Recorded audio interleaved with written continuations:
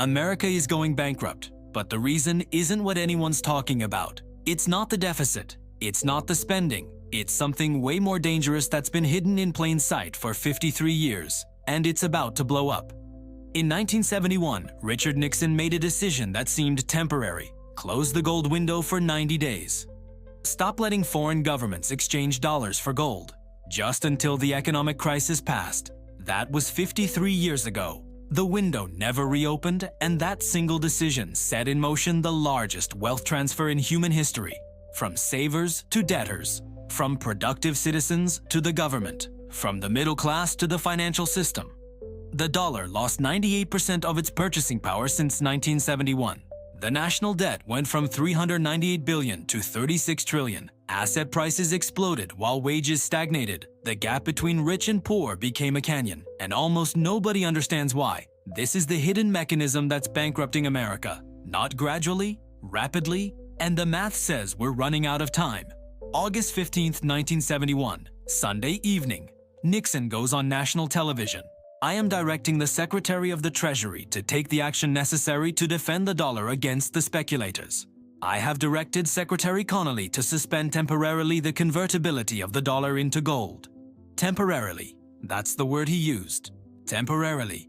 It's been 53 years. There's nothing temporary about it. But here's what nobody explains. Why did Nixon close the gold window in the first place? The answer? France. Throughout the 1960s, France under Charles de Gaulle was exchanging dollars for gold, billions of dollars. They didn't trust American economic policy. They thought the US was printing too much money to fund the Vietnam War and Great Society programs. So they demanded gold, as was their right under the Bretton Woods Agreement signed in 1944. Other countries started doing the same: Britain, Germany, Switzerland. By 1971, the US gold reserves were draining fast. We had 20,000 tons of gold in 1950. By 1971, down to 8,100 tons, and foreign governments held claims on way more gold than we actually had.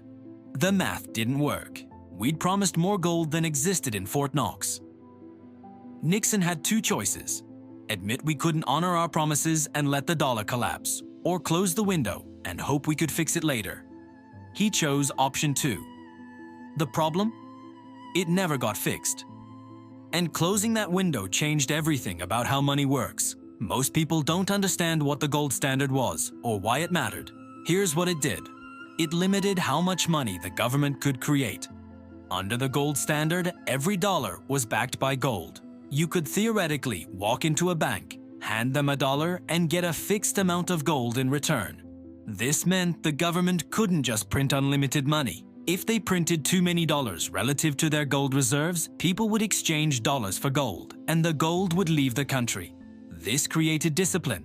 Governments couldn't run massive deficits year after year because they'd run out of gold. They couldn't inflate away their debts because people would just convert to gold. They couldn't devalue the currency without losing their gold reserves. The gold standard was a check on government power. When Nixon closed the gold window, that check disappeared.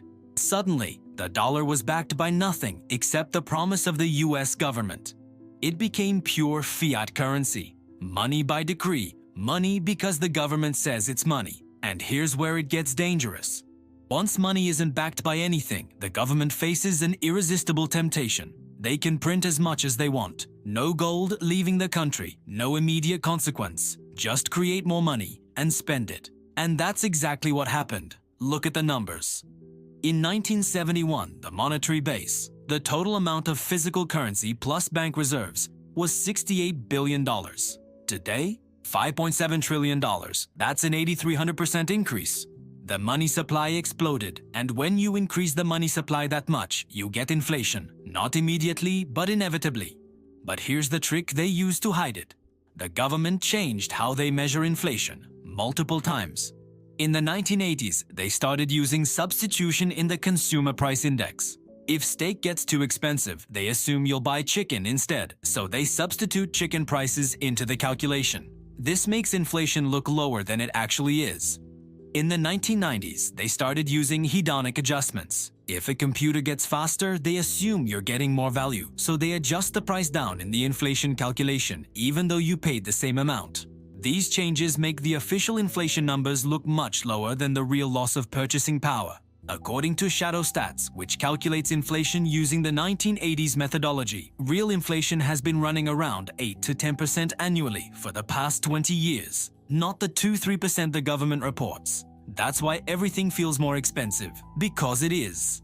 Your paycheck goes up 3% per year. Real prices go up 8% per year. You fall behind 5% annually. Compounded over 20 years, that's why the middle class is getting destroyed, and it all traces back to 1971. Here's where the fiat money system really shows its danger. When money is backed by gold, governments can't run massive deficits. They'd run out of gold, and the currency would collapse. When money is backed by nothing, governments can borrow almost unlimited amounts. As long as someone will lend, they can keep spending. And the Federal Reserve can always print more money to buy government bonds if private lenders won't. Look at what happened to the national debt after 1971. 1971, $398 billion. 1980, $909 billion. 1990, $3.2 trillion. 2000, $5.6 trillion. 2010, $13.5 trillion. 2020, $27 trillion. 2024, $36 trillion. The debt has grown 9,000% since Nixon closed the gold window. But here's the insane part. That's not the real problem yet. The real problem is what happens when interest rates rise. For the past 15 years, interest rates were near zero. The government was borrowing at 1-2% interest. Even with massive debt, the interest payments were manageable, around $300-400 billion per year. But rates have gone up. The 10-year Treasury is over 4% now. New debt is being issued at 4 to 5% interest. And as old debt matures and gets refinanced at higher rates, the interest payments explode. Right now, we're paying about $950 billion in interest annually. Within 2 years, it'll cross $1 trillion. By 2030, probably $1.5 trillion. We're spending more on interest than on defense, more than on Medicaid, soon more than on Social Security. And here's the trap. We can't stop. If we stop borrowing, we can't pay for current programs. Social Security, Medicare, defense, interest on existing debt. All of it requires borrowing more. We're in a debt spiral. We borrow to pay interest on previous borrowing. And every year, we have to borrow more. This only ends two ways: default or inflation. Default means the government admits it can't pay and restructures the debt. That would crash the financial system and destroy the dollar's reserve currency status overnight. Inflation means the Federal Reserve prints money to help the government pay its debts. The debt gets paid, but the currency becomes worthless. Neither option is good, but inflation is the path of least resistance. It's slow enough that most people don't understand what's happening until it's too late. Here's the part that makes this really ugly. When the government prints money, it doesn't affect everyone equally. The people who get the new money first benefit. The people who get it last get destroyed. This is called the Cantillon effect, named after an 18th century economist who first described it.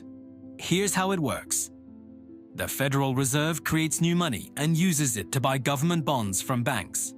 The banks now have fresh cash. They lend it to corporations and wealthy individuals at low interest rates. Those corporations and wealthy people use that cheap money to buy assets, stocks, real estate, art, businesses. Asset prices go up. The stock market hits record highs. Real estate prices explode. The wealthy get wealthier because they own assets that are appreciating. Meanwhile, the new money slowly filters through the economy. Eventually, it reaches regular workers in the form of slightly higher wages.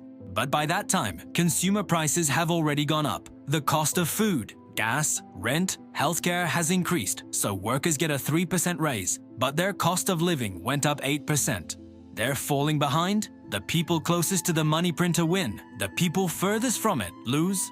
This is why wealth inequality has exploded since 1971. In 1971, the top 1% owned about 23% of all wealth in America. Today, they own over 32%. In 1971, the bottom 50% owned about 4% of all wealth. Today, they own less than 2%. The gap is widening, and it's not because of capitalism or greed or any of the usual explanations. It's because of the fiat money system that rewards asset owners and punishes savers. If you own stocks, real estate, businesses, You benefit from money printing because your assets go up in value.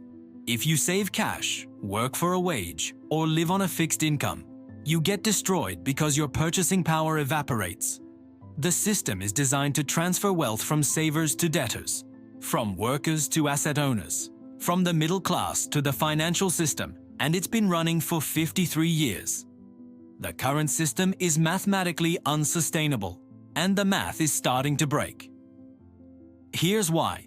The government deficit is about $2 trillion per year. To fund that, the Treasury issues bonds. Someone has to buy those bonds. For decades, foreign governments bought them. China, Japan, oil-producing nations. They held trillions in US Treasury bonds because they needed dollars for international trade. But that's changing. China's reducing its Treasury holdings. They held $1.3 trillion in 2013. Today, about $800 billion. They're actively diversifying away from dollars. Japan is selling treasuries to defend the yen. Saudi Arabia is reducing dollar dependence. So who's buying the bonds? Increasingly, the Federal Reserve. The Fed buys bonds by creating new money. This is called monetizing the debt. It's how governments finance themselves when no one else will lend, and it's extremely inflationary. When the Fed buys bonds, it increases the money supply without any corresponding increase in goods and services. More money chasing the same amount of stuff means prices go up. We saw this in 2020-2022. The Fed created $5 trillion in 2 years to buy bonds and support the economy during COVID. Result? The worst inflation in 40 years. Prices went up 20-25% in 3 years. Now imagine what happens when the Fed has to create $2 trillion per year, every year, just to fund the deficit. Inflation doesn't stay at 3%. It goes to 10%, then 15%, then higher. And once inflation starts accelerating, it's very hard to stop without crashing the economy. The Fed can raise interest rates to fight inflation, but higher rates make the debt more expensive, which increases the deficit, which requires more borrowing, which requires more money printing. It's a doom loop. Raise rates to fight inflation, but that increases the deficit and requires more printing, which causes more inflation. Keep rates low to manage the debt, but inflation spirals out of control. There's no good option, the math doesn't work. So how does this end? There are only 3 possible outcomes. Outcome 1. Austerity and default. The government could cut spending dramatically. Slash Social Security, Medicare, defense, everything. Run surpluses to pay down the debt. This would crash the economy into a severe depression. Unemployment would spike. GDP would collapse. It would be brutal and politically impossible. No politician is going to cut Social Security and Medicare by 30-40%. They'd be voted out immediately. So this won't happen voluntarily. Outcome 2. Hyperinflation. The government keeps borrowing. The Fed keeps printing. Inflation accelerates to 20%, then 50%, then higher. Eventually, the currency becomes worthless. People stop accepting dollars. The economy collapses into chaos. This is what happened in Weimar Germany in the 1920s, in Zimbabwe in the 2000s, in Venezuela in the 2010s. The government prints to pay its bills. The currency dies. Savings are wiped out. Society falls apart. This is possible, but the US has one advantage. The dollar is still the global reserve currency. As long as other countries need dollars, we can print more than anyone else without immediate hyperinflation. But that status is eroding, and once it's gone, the collapse comes fast. Outcome 3. Financial repression. This is the most likely path. The government doesn't officially default and doesn't allow hyperinflation. Instead, they use financial repression. They keep interest rates below the inflation rate. They force banks and pension funds to hold government bonds. They impose capital controls to prevent money from leaving the country. Result: savers and bondholders lose purchasing power slowly over time. Real interest rates are negative. Your savings in the bank lose 3-5% per year after inflation. This quietly transfers wealth from savers to the government. It's a stealth default. The debt gets paid in devalued dollars. Officially, no default. But in reality, bondholders and savers get destroyed. This is what happened after World War II.